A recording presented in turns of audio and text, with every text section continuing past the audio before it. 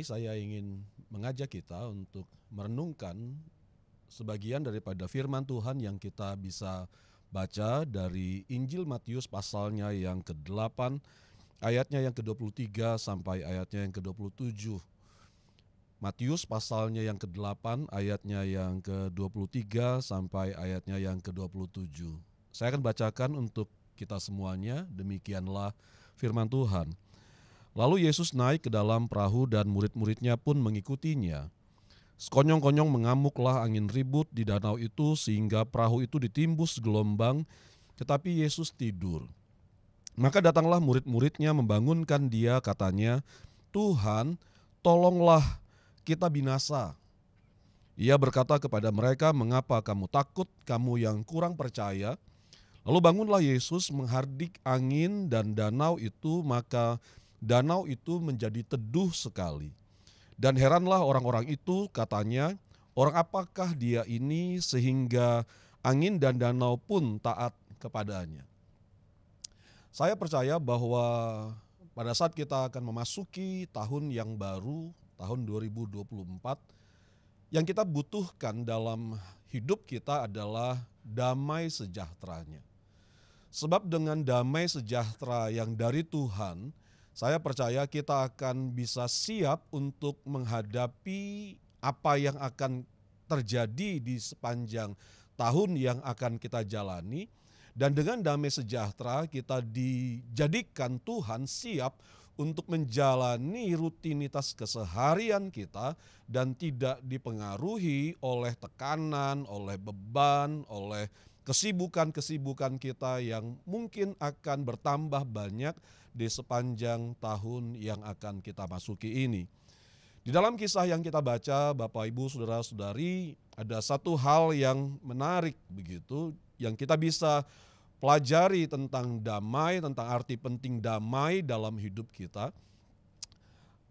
Di tengah suara gemuruh badai, selagi di tengah suara gemuruh badai, dan riuh rendah suara gelombang yang menghantam perahu yang ditumpangi oleh Yesus dan murid-muridnya, Yesus tetap dapat tertidur. Yesus tetap dapat menemukan istirahatnya. Dan pada saat ia terbangun karena dibangunkan oleh para muridnya yang panik, yang dalam keadaan takut, dan pada saat ia terbangun, ia tidak dipengaruhi oleh suasana daripada kepanikan dan rasa takut yang menguasai para muridnya. Yesus tetap dapat tenang, menguasai dirinya, dan tahu apa yang harus ia lakukan untuk menghadapi badai yang sedang menghantam perahu yang ditumpanginya. Dia bangun dan dia berkata kepada angin dan danau itu untuk menjadi teduh. Dan seketika itu juga dikatakan dalam kisah yang kita baca, dalam nats yang kita baca, maka angin dan danau itu pun menjadi teduh.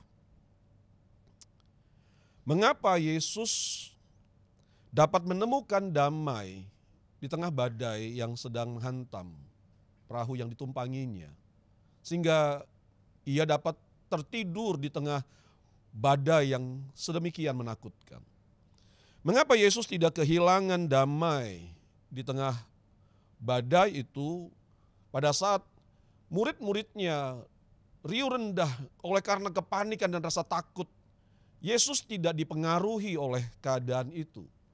Mengapa ia tidak kehilangan damai di dalam hatinya sehingga ia tahu apa yang harus ia lakukan dalam menghadapi badai yang datang pada malam itu?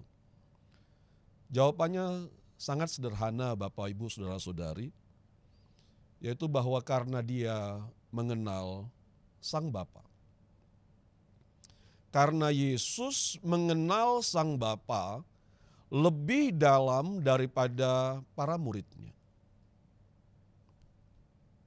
Pengenalan Kristus akan Sang Bapa, itulah yang membuat ia tetap dapat tenang di tengah badai dan tidak kehilangan damai di dalam hatinya. Damai yang Tuhan hadirkan, damai yang berasal dari Tuhan, selalu akan menghadirkan kepekaan kita untuk menyadari akan kehadiran Tuhan dalam hidup kita. Bahwa kita tahu, sadar bahwa di tengah kesibukan kita yang banyak, selalu ada Tuhan yang menyertai, yang mendampingi kita. Kita mengenal, menyadari penyertaan Tuhan bukan hanya sekedar mempercayai apa yang Dia janjikan, tapi pada saat kita bertumbuh dalam iman kita, kita akan bisa menyadari kehadirannya bahkan di tengah pergumulan dan masalah yang kita hadapi. Damai sejahtera yang daripada Tuhan juga akan menghadirkan satu kesadaran di dalam diri kita, kesadaran akan siapa jati diri kita, siapa kita di dalam Tuhan. Kita tidak kehilangan akan jati diri kita di tengah masalah-masalah yang kita hadapi, yang akhirnya membuat celah bagi si jahat untuk menaruh pikiran-pikiran yang negatif, pikiran-pikiran yang buruk, yang membuat kita bisa menjadi kecewa, yang bisa membuat kita mempertanyakan kasih kebaikan Tuhan bagi kita. Tapi dalam damai sejahtera itu, kita akan selalu bisa menyadari bahwa kita adalah anak-anak Tuhan. Hidup kita ada dalam tangannya. Dan sebagai anak Tuhan, kita telah diberinya kuasa untuk menghadapi apapun tantangan yang harus kita hadapi dalam kehidupan kita. Dan mempercayai bahwa di dalam dan dengan kuasa yang telah diberikannya kepada kita, kita akan hidup dalam kemenangan. Damai yang dari Tuhan juga akan memampukan kita untuk bisa menemukan istirahat bagi jiwa kita. Bapak Ibu, saya percaya bahwa dapat tidur dengan nyenyak di setiap malam itu adalah sebuah berkat yang sangat berharga bagi kebanyakan kita. Sebab tidak sedikit Bapak Ibu, saudara-saudari yang Tuhan Yesus kasihi, bahwa di tengah pergumulan yang kita sedang hadapi, jiwa kita ini menjadi mudah gelisah. Sehingga kita sangat sulit menemukan istirahat yang cukup bagi jiwa kita, yang akan menyegarkan jiwa kita untuk memulai hari yang baru setelah kita beristirahat di malam sebelumnya. Istirahat bagi jiwa itu adalah sebuah kebutuhan bagi kita Bapak Ibu. Istirahat bagi jiwa bukan hanya sekedar tidur nyenyak di malam hari, tapi istirahat bagi jiwa adalah di mana kita bisa meneduhkan jiwa kita pada saat kita harus menghadapi hal-hal yang tidak terduga dalam hidup keseharian yang kita jalani. Damai akan membuat kita bisa menemukan istirahat bagi jiwa kita, sehingga kita dapat tenang, kita tetap dapat menguasai diri kita, sehingga pada saat yang sama kita jadi tahu apa yang harus kita buat untuk menghadapi situasi yang terjadi dalam hidup kita pada hari itu. Itulah yang damai sejahtera yang dari Tuhan bisa kerjakan dalam hidup kita. Dan saya berharap Bapak Ibu Saudara-saudari kita akhirnya menyadari bahwa damai adalah sebuah kebutuhan bagi kita di setiap hari yang kita jalani. Minimal ada 3 kebenaran yang kita bisa renungkan. Kebenaran yang kita bisa perkatakan di setiap hari yang kita jalani. Dan saya berdoa kiranya dengan kebenaran yang sederhana ini, yang kita baca, yang kita perkatakan, yang kita renungkan ini, kita akan ditolong Tuhan untuk bertumbuh lebih dalam pengenalan kita yang benar akan Dia. Dan inilah 3 kebenaran yang saya ingin untuk kita bisa renungkan, perkatakan di sepanjang tahun 2024 yang akan kita masuki ini. Yang pertama di dalam Yesaya pasal 9 ayatnya yang kelima, dikatakan sebab seorang anak telah lahir untuk kita, seorang putra telah diberikan untuk kita, lambang pemerintahan ada di atas bahunya, dan namanya disebutkan orang penasihat ajaib, Allah yang perkasa, Bapa yang kekal, Raja damai. Dia, Allah kita, dialah Sang Raja Damai. Maksudnya adalah bahwa dialah sumber dari damai itu sendiri, Bapak Ibu. Dan ayat yang kedua yang saya ingin juga kita baca, perkatakan dan renungkan di sepanjang tahun ini adalah apa yang dikatakan oleh malaikat kepada Maria di dalam Matius pasal yang pertama ayat yang ke-23. Sesungguhnya anak darah itu akan mengandung dan melahirkan seorang anak laki-laki dan mereka akan menamakan dia Immanuel, yang berarti Allah beserta kita. Mari kita membayangkan, dan bukan hanya sekedar membayangkan, tapi mari kita melihat diri kita berjalan di sepanjang tahun yang akan kita masuki ini. Dan kita berjalan tidak sendiri, tapi kita berjalan didampingi oleh Allah yang besar, Allah yang maha kuasa itu. Dia Sang Immanuel, dia selalu ada dan dia tidak akan pernah meninggalkan kita. Dialah yang memegang hidup kita, dialah yang memegang tangan kita, dan dialah yang akan menuntun kita, memimpin kita di dalam kebenarannya untuk melewati sepanjang tahun 2024 ini.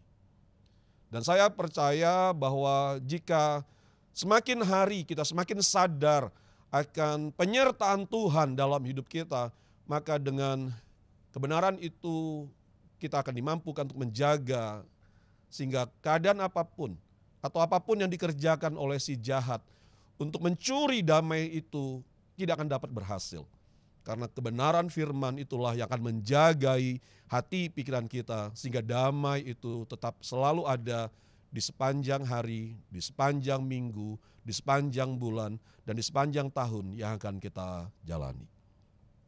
Kebenaran yang ketiga yang kita bisa baca, renungkan, perkatakan di sepanjang tahun 2024 ini adalah apa yang dicatat oleh Rasul Yohanes dari apa yang Tuhan Yesus katakan, yaitu dalam Yohanes pasal 14 ayat yang ke-27. Yohanes pasal 14 ayat yang ke-27 yang mengatakan, damai sejahtera kutinggalkan bagimu, damai sejahteraku ku berikan kepadamu. Dan apa yang kuberikan tidak seperti yang diberikan oleh dunia kepadamu. Janganlah gelisah dan gentar hatimu. Saya percaya bahwa mengawali tahun 2024 kita akan mendengar banyak kabar-kabar, banyak prediksi-prediksi tentang apa yang akan terjadi di sepanjang tahun 2024, Bapak, Ibu, Saudara-saudari. Tapi saya ingin mengajak kita untuk lebih mencondongkan telinga kita mendengar apa yang Tuhan Yesus katakan. Dia mengatakan kepada para muridnya bahwa damai sejahtera yang daripadanya akan ditinggalkan kepada mereka. Dan damai sejahtera yang berasal daripadanya akan diberikan kepada mereka. Dan damai sejahtera itu tidak sama dengan damai yang ditawarkan oleh dunia ini. Oleh apa saja yang kita miliki. Sebab hanya damai yang dari Tuhanlah yang bisa menenteramkan, meneduhkan, memberi kepada kita kekuatan. Yang bisa menjagai hati, pikiran, dan hidup kita dari melakukan hal-hal yang keliru oleh karena rasa panik dan rasa takut yang menguasai kita. Percayalah kepada apa yang firman Tuhan katakan. Sebab kalau Tuhan yang berbicara, dia pasti melakukannya. Sebab jika perkataan itu adalah perkataan firman Tuhan, maka perkataan itu punya kuasa untuk mengerjakan apa yang tidak mampu kita kerjakan dengan kekuatan kita. Sebagai konklusi daripada apa yang kita renungkan pada hari ini, damai adalah pemberian Allah. Dan karena hal itu adalah pemberian Allah, maka kita perlu tiap-tiap hari datang menghampiri Tuhan, meminta kepadanya agar Ia selalu melimpahkan damai itu di dalam hati kita, jiwa kita. Dan mari kita minta supaya Dia senantiasa di setiap hari atau dalam keadaan apapun yang harus kita hadapi, kita minta supaya damai-Nya itulah yang memerintah jiwa kita. Dan yang kedua, damai juga adalah buah dari persekutuan pribadi kita yang karib dengan Roh Kudus. Kalau kita ingin damai itu menjadi sesuatu yang sifatnya menetap, bangunlah disiplin rohani untuk bersekutu dengan Roh Kudus, bersekutu dengan kebenaran-kebenaran firman Tuhan, agar manusia rohani kita yang bertumbuh, dengan manusia rohani kita yang bertumbuh, maka kita bisa menghasilkan, Roh Kudus akan menghadirkan buah-buah roh, dan salah satu buah roh yang akan dihasilkan oleh persekutuan kita dengan Roh Kudus adalah damai sejahtera.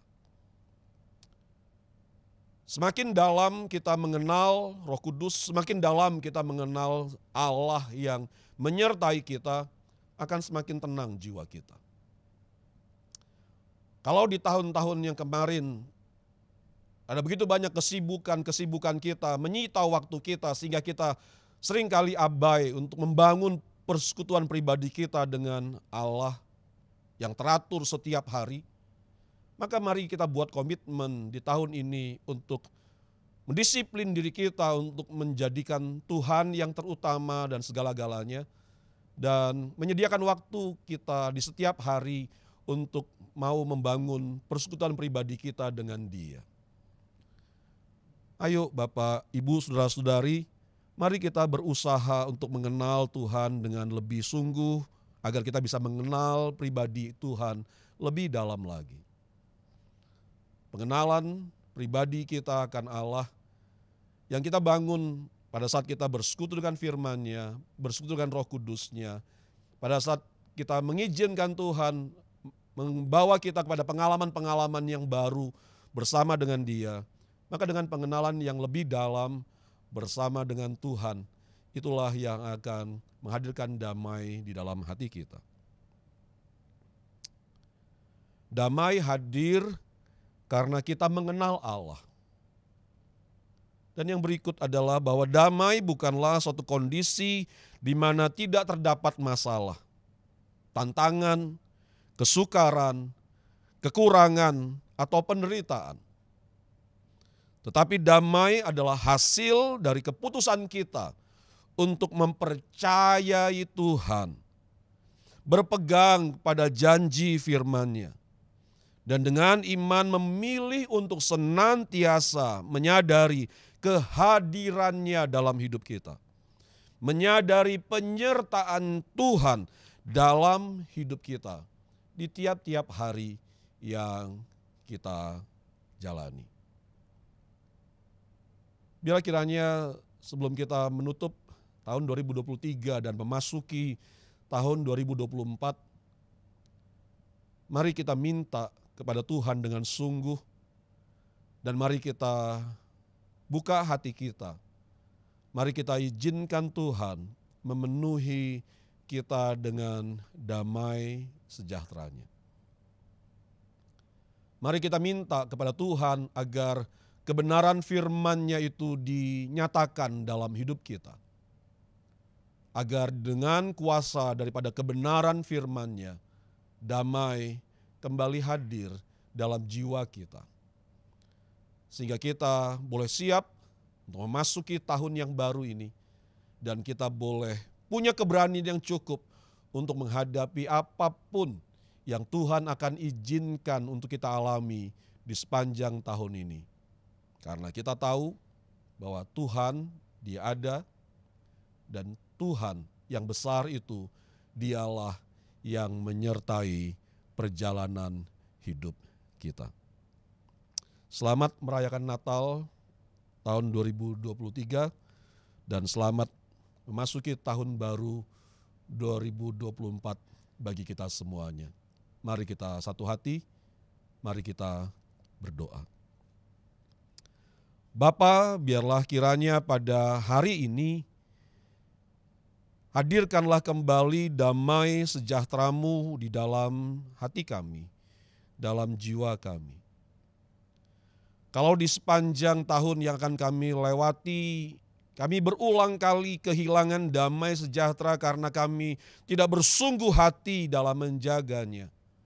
Kami tidak selalu hidup dalam kebenaran-Mu. Kami tidak selalu hidup dalam persekutuan yang karib bersama dengan Engkau. Tapi biarlah pada hari ini kami berdoa, tolong kami. Untuk kami boleh membangun komitmen agar di sepanjang tahun yang akan kami masuki, di setiap hari yang akan kami jalani, kami boleh senantiasa hidup dalam kebenaran-Mu. Kami punya persekutuan pribadi kami dengan Engkau di setiap hari yang kami jalani. Dan bawalah kami untuk mengenal-Mu lebih dalam lagi. Entah itu melalui kebenaran firman-Mu yang kami baca atau yang kami dengar dari firman yang dikotbahkan kepada kami, atau melalui pengalaman-pengalaman yang Kau izinkan terjadi dalam hidup kami. Bahwa kami mengenal-Mu lebih dalam agar kami dimampukan untuk menjaga damai sejahtera yang Kau berikan dalam hati kami, menjagainya agar kami tidak kehilangannya. Biarlah kiranya pada hari ini kami juga berdoa membawa setiap harapan-harapan kami yang kami harap, yang Tuhan kerjakan di sepanjang tahun yang ada di depan kami. Kami berdoa, kami mau belajar percaya bahwa tidak ada harapan kami yang terlampau besar bagi-Mu ya Tuhan. Karena Engkau lebih besar daripada harapan-harapan kami. Karena Engkau lebih besar dan Engkau sanggup untuk menjawab kami. Sekalipun sepertinya harapan kami itu terlalu besar melampaui akan keterbatasan kami. Kepadamu kami berharap, kepadamu kami taruhkan harapan kami. Baik untuk keluarga kami, baik untuk rumah tangga kami, baik untuk masa depan anak-anak kami, baik untuk pekerjaan, usaha kami, baik untuk kesehatan kami. Kami taruhkan semua kepadamu ya Tuhan. Karena kami tahu ya Tuhan bahwa hanya Engkau lah yang punya kuasa untuk menjawab kami, untuk memberi, untuk menggenapkan harapan-harapan yang kami naikkan kepadamu pada hari ini. Biarlah kiranya di sepanjang tahun 2024 ini kami boleh mengalami breakthrough, terobosan dalam hidup kami, dalam hidup rohani kami. Sehingga kami boleh betul-betul dapat memiliki kehidupan seperti apa yang firman-Mu katakan. Sehingga hidup kami akan menjadi kesaksian dan Engkau dipermuliakan. Berdoa tutup bungkus kami semua, seluruh jemaat-Mu, seluruh keluarga kami dengan kuasa-Mu, dalam kuasa-Mu. Tutup bungkus kami sehingga di sepanjang tahun ini kami boleh mengalami kebaikan Tuhan. Kami boleh mengalami kasih setia Tuhan di tiap-tiap hari yang kami jalani. Kiranya damai sejahtera-Mu itu ya Tuhan akan selalu memenuhi hati kami, jiwa kami. Dan biarlah dengan damai, dalam damai sejahtera-Mu, kami mau tetap terus bertekun untuk melayani-Mu, untuk mengiring-Mu ya Tuhan. Untuk kami boleh melewati tahun 2024 dan kami boleh terus bertumbuh di dalam Engkau. Terima kasih. Berdoa kiranya sekali lagi Tuhan berkat-Mu turun atas setiap umat-Mu ya Tuhan. Dan setiap kami pada hari ini kami boleh mengalami akan kebenaran firman-Mu. Kami kembalikan segala pujian, hormat, kemuliaan hanya bagi-Mu. Di dalam nama anak-Mu Tuhan kami Yesus Kristus, kami telah berdoa. Amin. Tuhan Yesus memberkati.